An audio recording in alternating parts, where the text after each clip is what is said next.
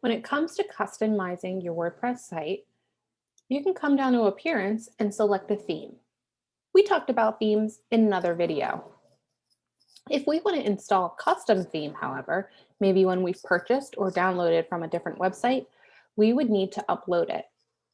So I have two themes here, and what I can do is, well, first you might notice that if I just upload this right to WordPress, I'm going to get an error message. And that's because if we unzip one of these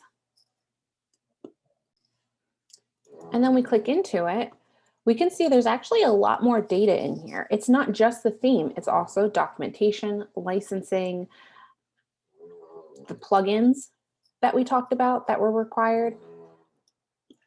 So we have these unzipped files, which will have your style sheets, everything for you to view, but then you also have your zips.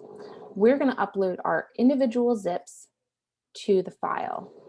We're going to upload these individual zips up to WordPress. Since I have that file unzipped, I'm going to add a new theme. And here, I didn't even move my mouse. I'll click Upload Theme. I'll come over here and choose a file.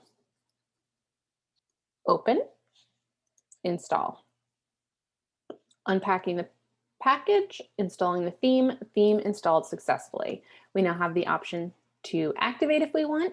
We can also go to the themes page and upload the child. Now that we're back at this screen, I'll go ahead and add new again.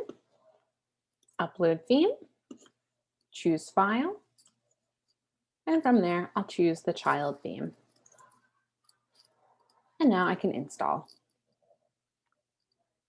You can't usually activate a child theme unless you have the parent theme installed. The parent theme is what is going to prevent the child from breaking. It has all the original code, so you're keeping your site pretty safe. You can activate if you choose. You can also go back to the themes. Should you choose to activate one of the themes, when it comes to the parent or the child, I would activate the child.